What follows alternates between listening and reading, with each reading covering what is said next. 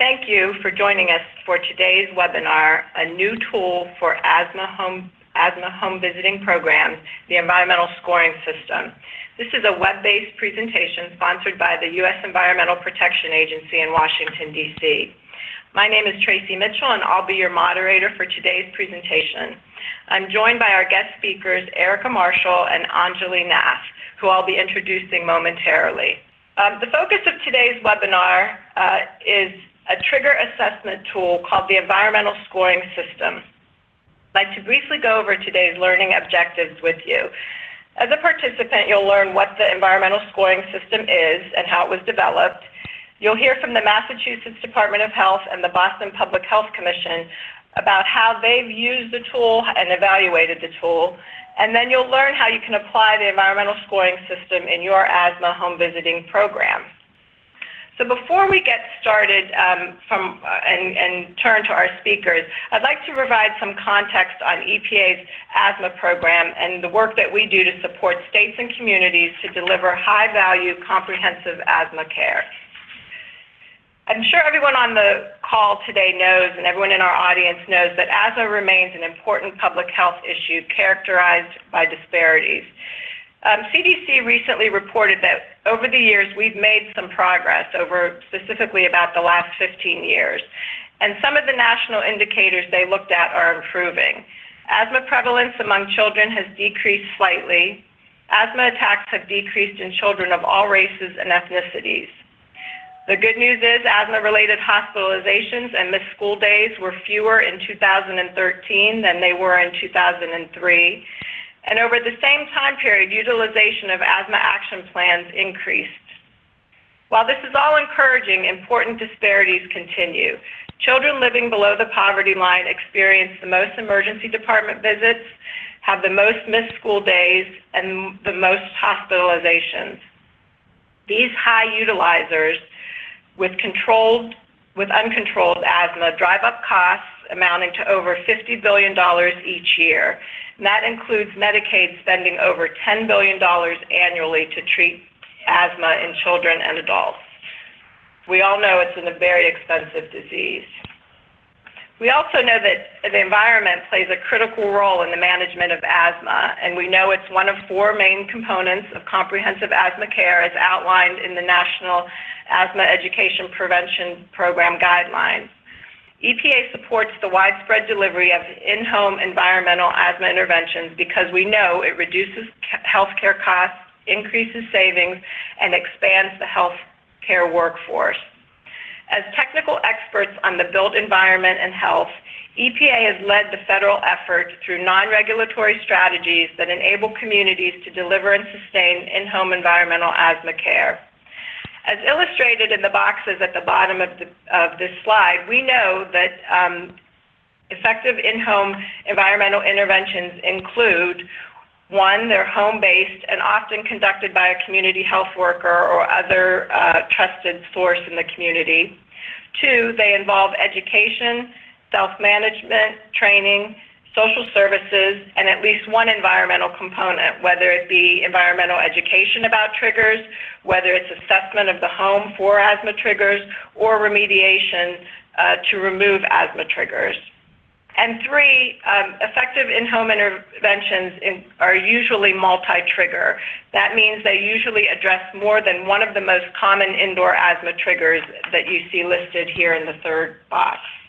EPA also knows how to make an impact on uncontrolled asthma, and we're committed to spreading that capacity nationwide by meeting communities where they are. The cogs on this slide represent EPA's 5 basic program elements and how they work together. You may be familiar with one or two of these areas, but I'd like to just take a minute to share a little bit more about each one of these program components. First, you'll see EPA hosts learning spaces.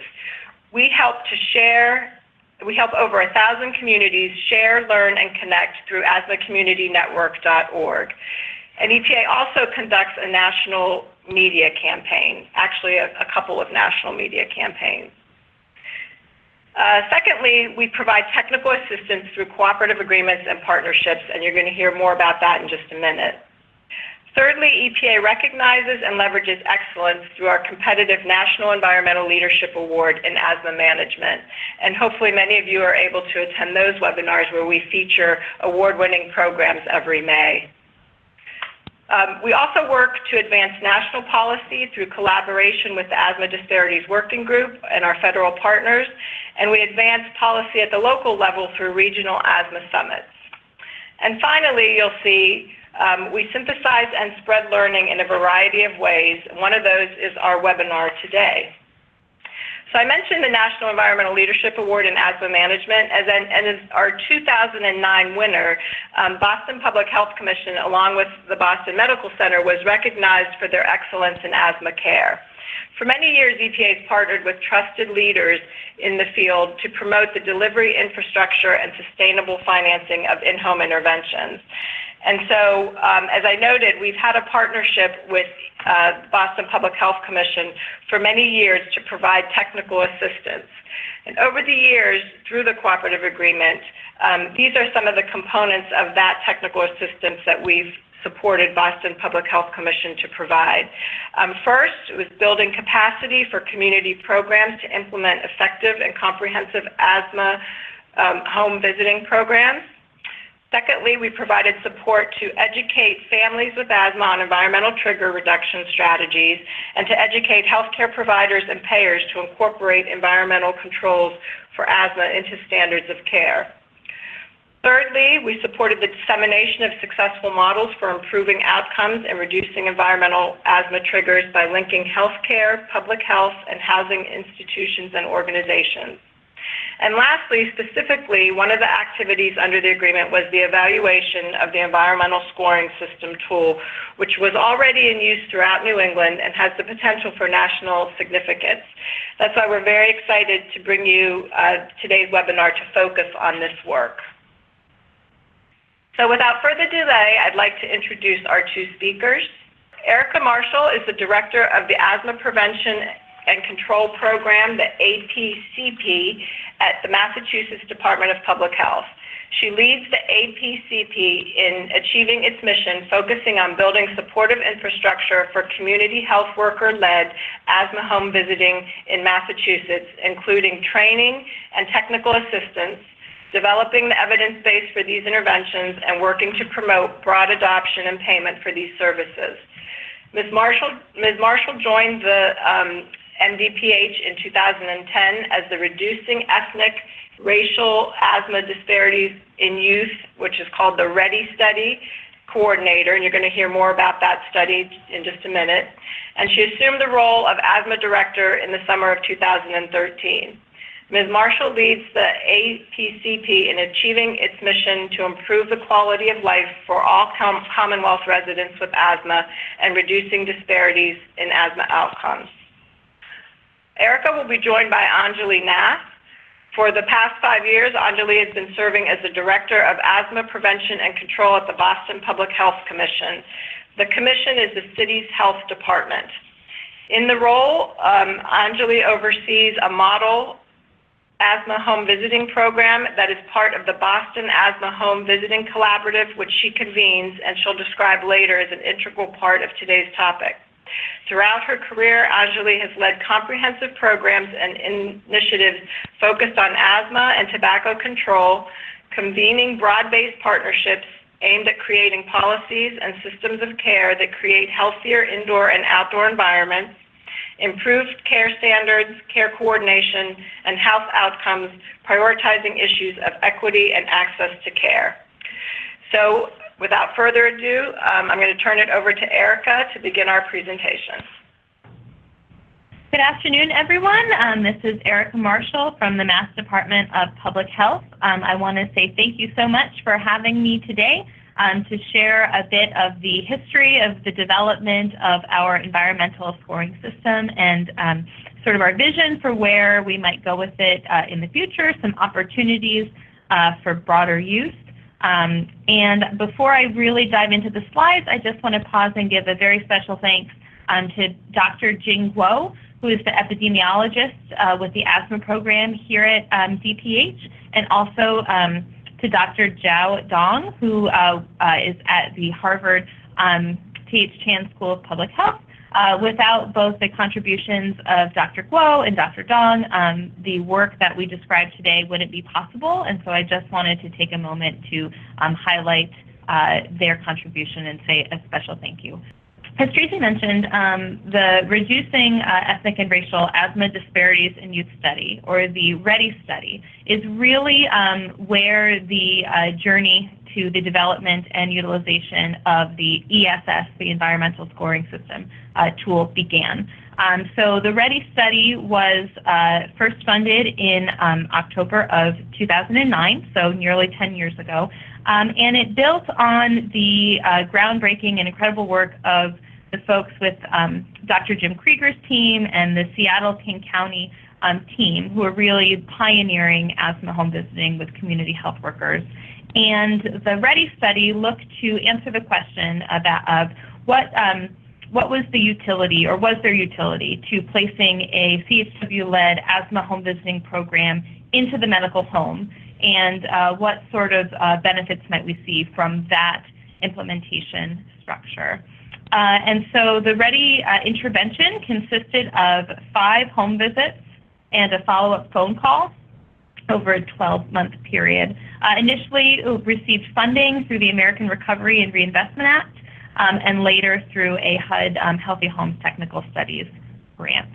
And over the course of the study, we enrolled 260 caregiver-child pairs. So the READY study was included activities that were both geared towards increasing education for children and their families, their caregivers, around asthma medication, medical management of asthma, but also reducing triggers in the home environment and the environmental component to proper asthma management. So that meant initially we were collecting a lot of data. So this slide here shows over the course of the 5 visits and follow-up phone call, all of the different data components that we were looking to collect, including asthma control, health outcomes, quality of life questions, and also environmental data. So we collected environmental trigger data, both using self-reported responses to questionnaires at baseline, and then a baseline we considered visit 2, and then again at visit 5, which was generally 6 months later, the end of the intervention. And we also assessed environmental triggers using a visual assessment done by the community health workers as they did a walkthrough of the home environment. So this slide really shows you from the very early days of READY, what the pest and pet section of the questionnaire looked like initially. And this is just to show you that there were a lot of questions, and there were a lot of sub-questions, and it was a fairly dense and sometimes confusing document. But we were really just collecting a lot of discrete data points early on in the home visiting program process. And over time, that developed into a more streamlined version of this survey, because over time we really learned that we weren't necessarily using the responses to all of the questions we collected in a meaningful way, both for patients but also for the community health workers. And so as we talk through this process, I just want to invite you to keep in mind that we were asking ourselves a lot of questions about what questions, what environmental assessment components have utility or are actionable for families or for community health workers, and what were questions or components that were really interesting and we wanted to know about, but didn't necessarily provide utility in a real-life context to folks. And so some of those questions, although interesting, we were dropped for the sake of streamlining the intervention and making that human face-to-face interaction between participants and community health workers better, because it was challenging to ask folks to sit through really lengthy questionnaires. So this slide shows a sort of graphical representation of the some of our preliminary READY results. When we first started, we were looking at 6 environmental trigger component areas in a discrete way. So we looked at dust, mold, pests, smoke, pets, and then chemical exposures. And we were able to identify that there were statistically significant reductions in the individual triggers of dust, mold, and chemicals pre-post for our intervention, so that visit 2 assessment versus visit 5. And we saw some reductions in others, but they were approaching but did not reaching statistical significance, and we really weren't moving the needle on pets in our initial assessment. But although this was helpful to us in a way, we found that it didn't provide a lot of information about the overall trigger burden or trigger load in a household, and that was of interest to us too. So we really wanted to conceptualize and think about, an individual participant and how many triggers might they be exposed to at baseline at the start of the study, and then how was our intervention kind of impacting that? So, and were there correlations between that trigger load and their overall sort of outcomes? Were there some folks that had all 5 or 6 triggers? Were there those that had fewer? And was there any connection to sort of their health outcomes? So these are the sorts of questions that we were interested in answering. And we felt like this discrete and then just pre-post analysis of our environmental trigger data wasn't giving us a robust picture of that. So Dr. Guo, as I mentioned previously, really worked on the development of the environmental scoring system. And the ESS is used to assess cumulative trigger burden in the home. It is a composite score calculated based on both the self-reported questionnaire data and also community and/or community health worker observation. As we go into what we've used for the discrete tool, you'll see there are some places that scoring relies on just self-report or just on the visual assessment. And as I mentioned, the 6 asthma triggers we looked at are dust, mold, pests, which include cockroaches and also rodents, smoke, pets, and chemicals in the home. The scoring system uses dummy variables, 1 meaning that the environmental trigger is present and a 0 indicating that it is not present in the home.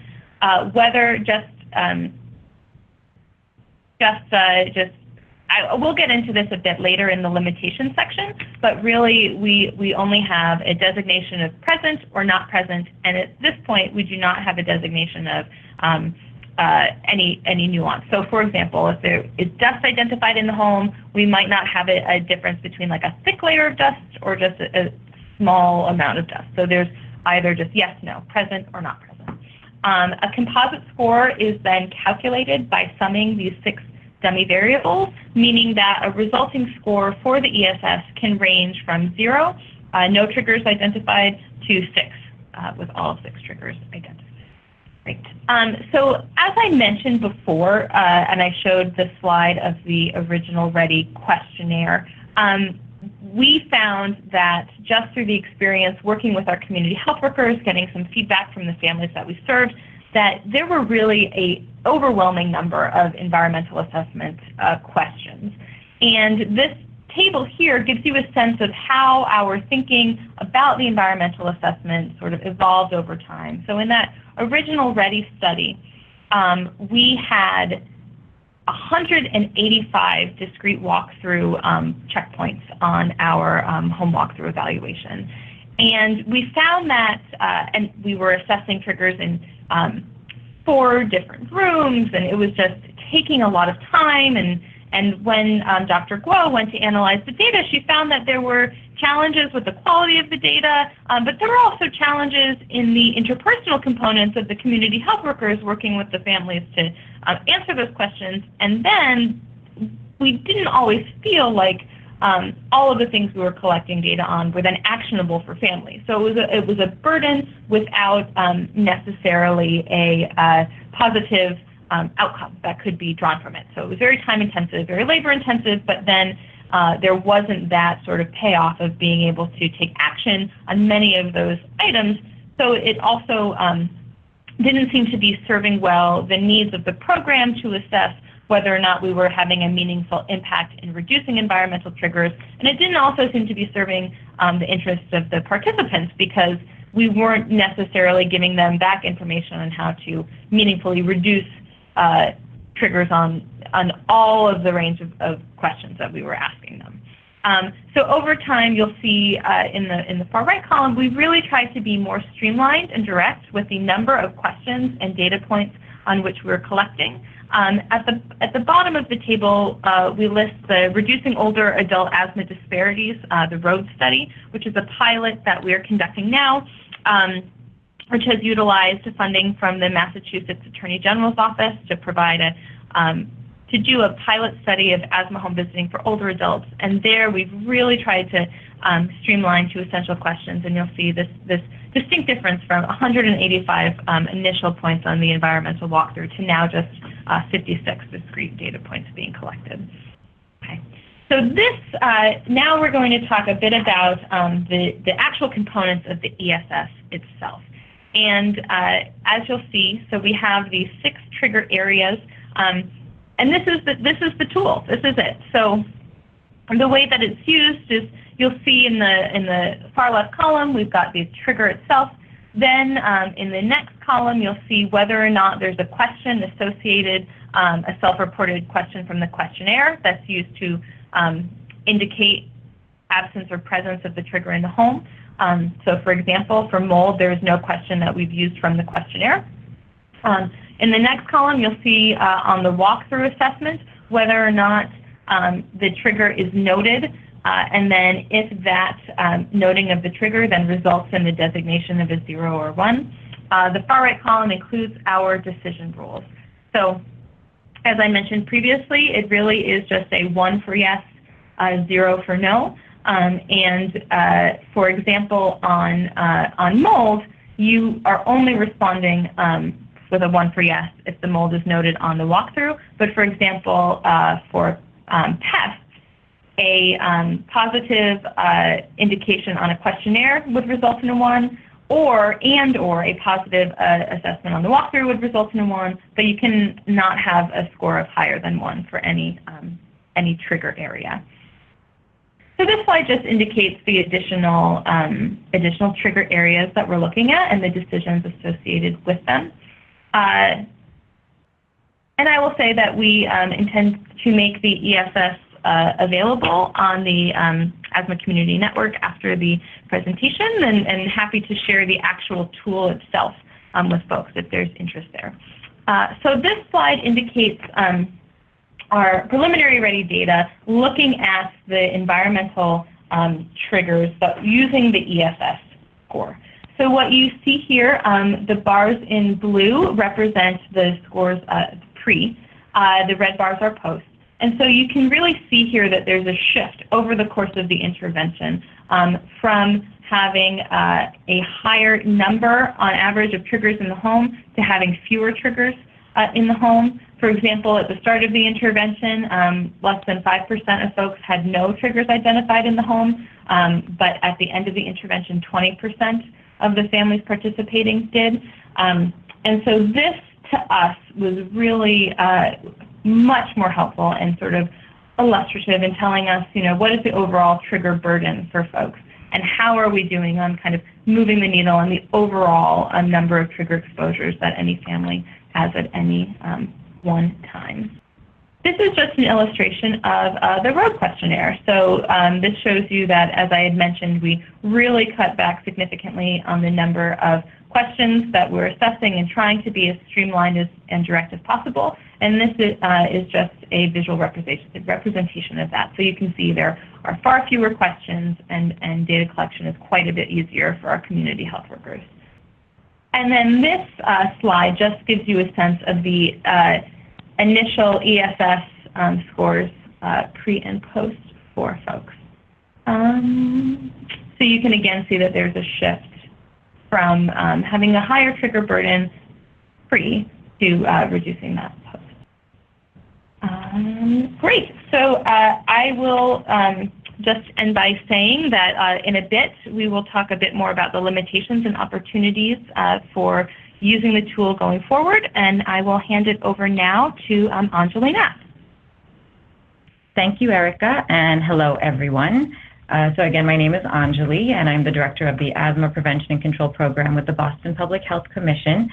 And though I know 7% of you said you were interested in this component where we're talking about the evaluation of the tool, but I just encourage you to stretch your arms, stand up, and stay with me. I think you'll be interested in what we have to share here, and this will lead into a practical walkthrough that Erica will do of the tool itself in terms of those who are interested in learning how to use it. And so I am excited to be able to speak about the collective process of evaluating the ESS tool for a number of reasons. As Erica mentioned, it was not only an opportunity to quantify trigger burden, but also to look at, for us, the quantitative impact of our program and our partner programs.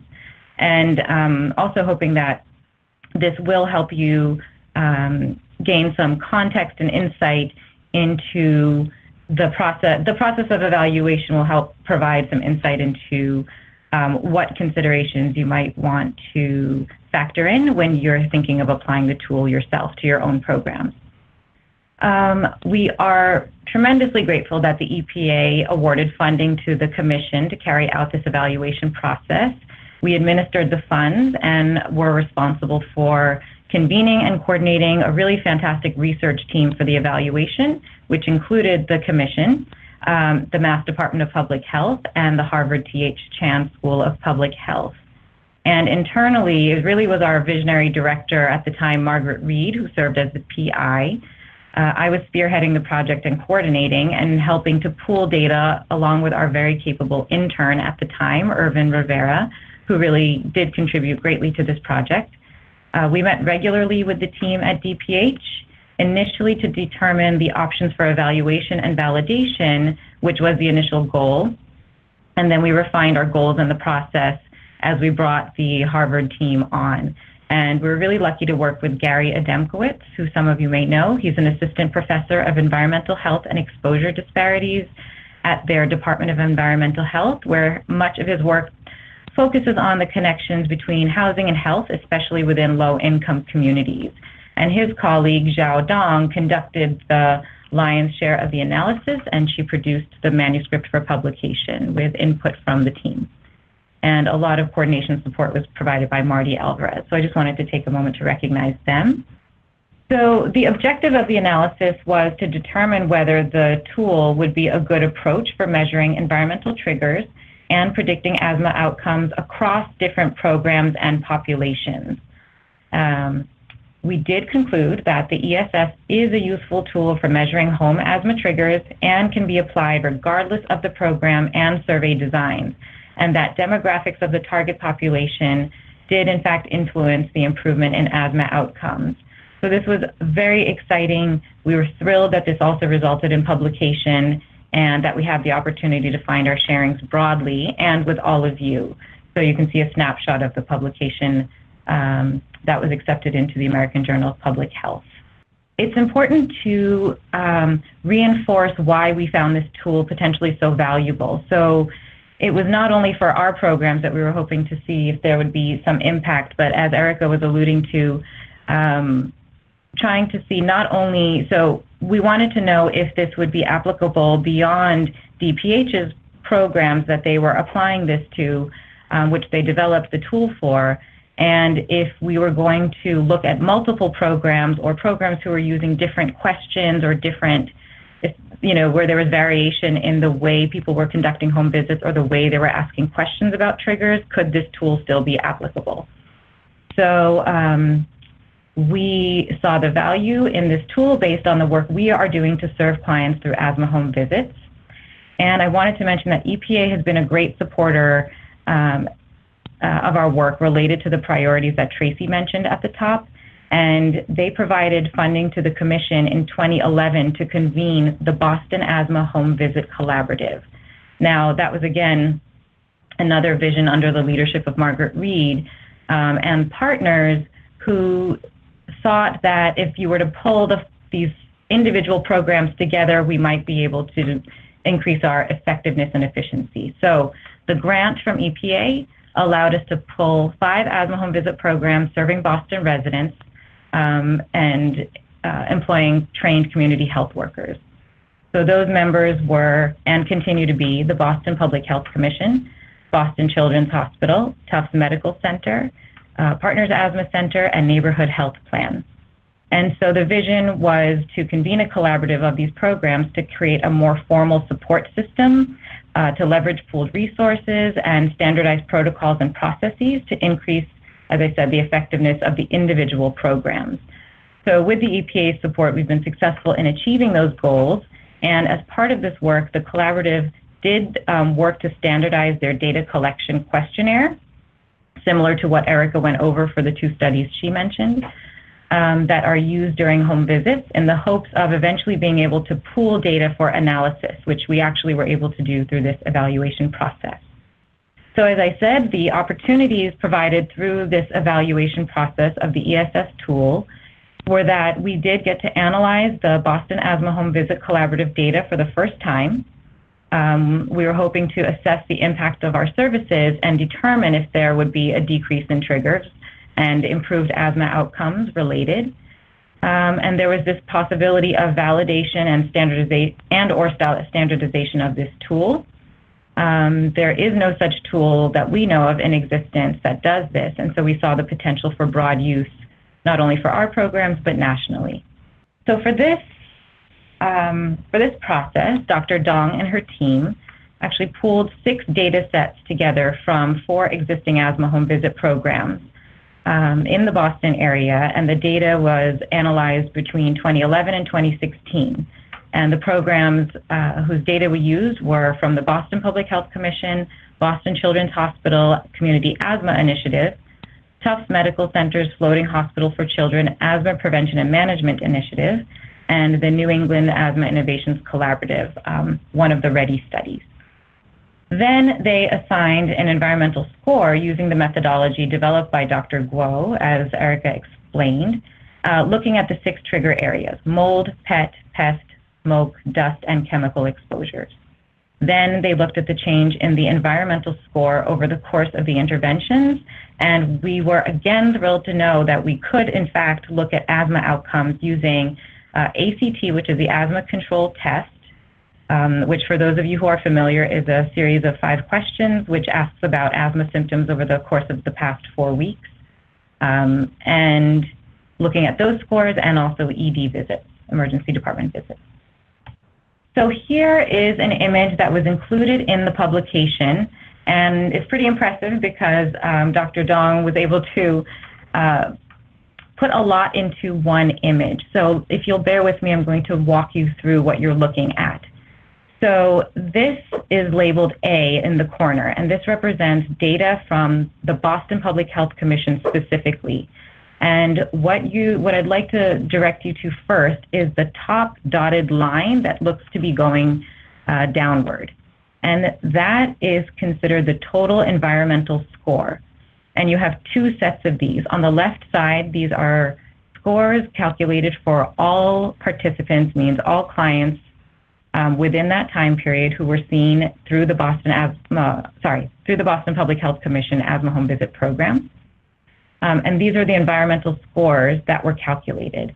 On the right side, where it says no dropouts, that means these are, of all of those participants, these are all of the clients who actually completed all 3 visits.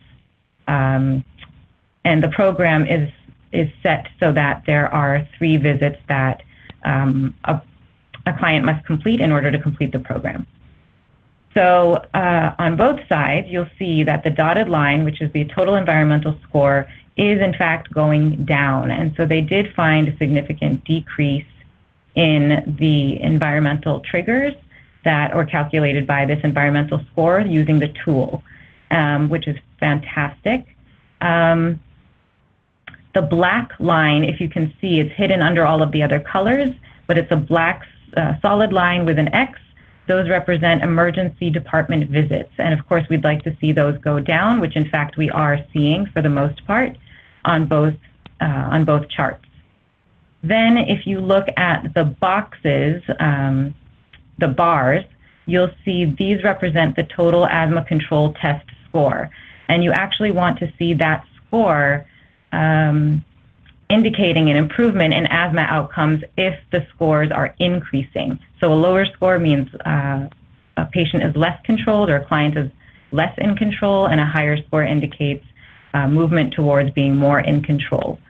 So you'll notice that the bar charts, the bars again are increasing, indicating an improvement in asthma outcomes. So this, in one chart, you're seeing all of what we were hoping to see through this process. So I hope that's clear. I know we can't answer questions right now, but we can certainly answer them at the end. You'll see that the same trend is there, and the chart labeled B is for Boston Children's Hospital's program, and the chart labeled C is for Tufts Medical Center's program. And Tufts Medical Center does see a large portion of Asian clients based on their clientele and their locale near Chinatown, and a number of different factors.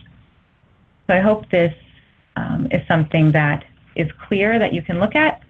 Overall, the results were showing that generally the total asthma outcomes were significantly improved, and the total environmental score significantly reduced over the visits across the various programs. And the conclusion was that the ESS tool appeared to be implementable across programs, showing consistent trends regardless of program and survey designs, which is fantastic.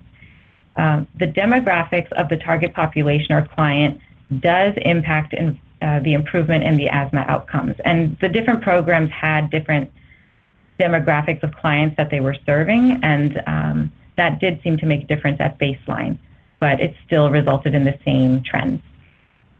And the implications for this are that given the practical difficulty to standardize survey designs and other elements among programs, which we presume that, those of you on this call, you will not all be using the same questionnaire, that this ESS would be a useful tool that may be applied broadly to different programs in the future. So it's the reason we're able to actually talk to you about this tool today.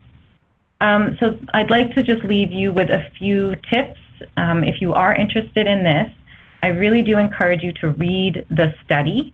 There is now a posting of the study, I believe, on the Asthma Community Network.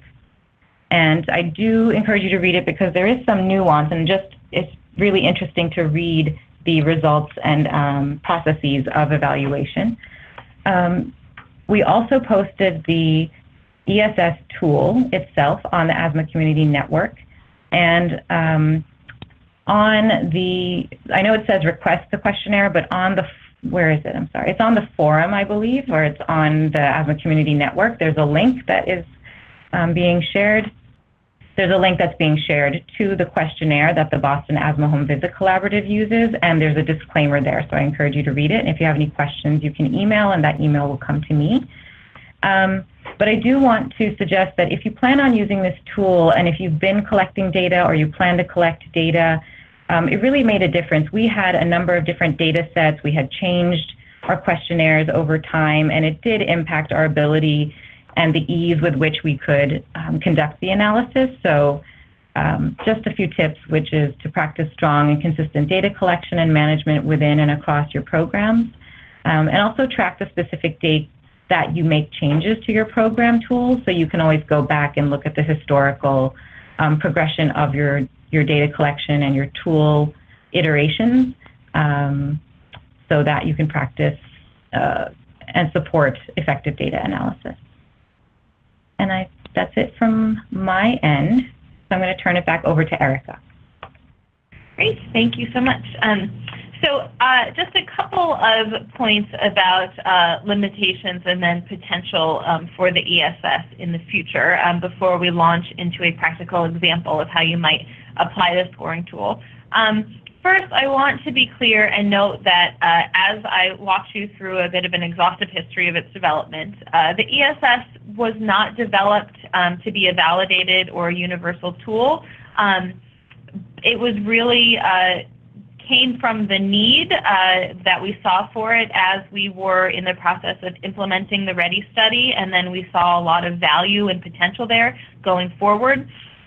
But I do think that there are opportunities for validation and generalizability for the tool in future. So I'll be talking about that a bit more with the next slide. But first, I also want to say, right now, the ESS as it was developed, it's a bit of a blunt instrument. So I had used the previous example about dust levels and how the tool right now doesn't really capture, a more refined sort of scale or sense of if you have a lot of dust in a home versus a small amount, or if there are other variabilities in trigger level. But that's something that could certainly be refined going forward.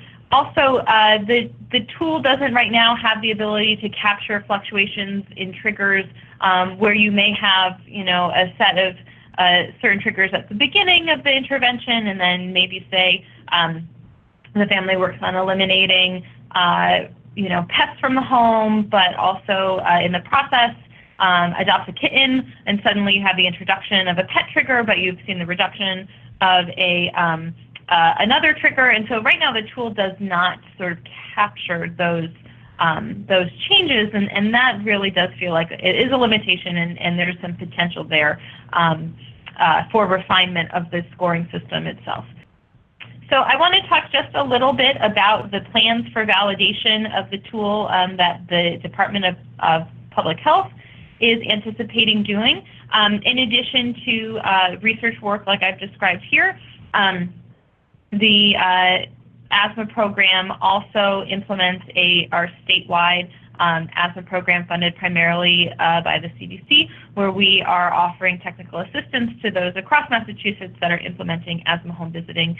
And we do see a lot of potential both in using the tool as it stands now, and so we offer that to folks. But we also think that it would be a great opportunity to actually look into validating the tool. And so that's something that, as we seek additional funding to continue our research work, which is separate from our work funded by the CDC, that we include validation in that discussion. And we're hoping to achieve some funding, particularly around our older adult work, that would allow us to continue to validate the tool. Full disclaimer, I am not a sort of biostatistician by training and do not have an exhaustive history in validation science, so I invite folks with specific questions about the plans for validation to join us in the forum after the webinar. Dr. Jingguo will be joining us there, and she may be able to respond to more nuanced questions about the validation itself. But I did want to say that it is our plan to evaluate the tool's construct validity, and we are also hoping to examine internal consistency of reliability. And we're also looking to explore further what, if any, correlation exists between environmental triggers and asthma, and as exacerbations or increased symptoms, and the effectiveness of environmental trigger reduction in reducing exacerbations. So trying to look at that link between trigger burden and health outcomes piece.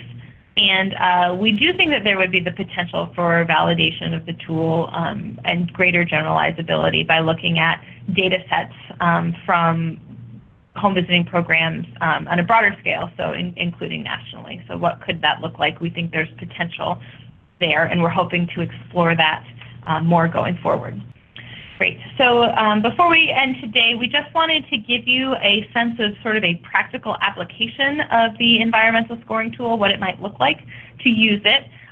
Here we have a photo of one of our community health workers, Lily, working with a client. And so for the purposes of this exercise, let's imagine that Lily enters the home of a family that she's working with, and she encounters the 3 trigger situations shown on the bottom of this slide. So on the left, you'll see a bed. We'll say it's the child's bedroom, where there are, it looks like, I think, 5 fairly large dogs kind of hanging out in the bed. In the middle photo, you'll see a bit of like a water spot. It looks like some moldy mold left behind from sort of a moisture issue in the home. And then on the right, there's just this cabinet full of all sorts of scented chemical products that might also be a trigger for this triggers for this family.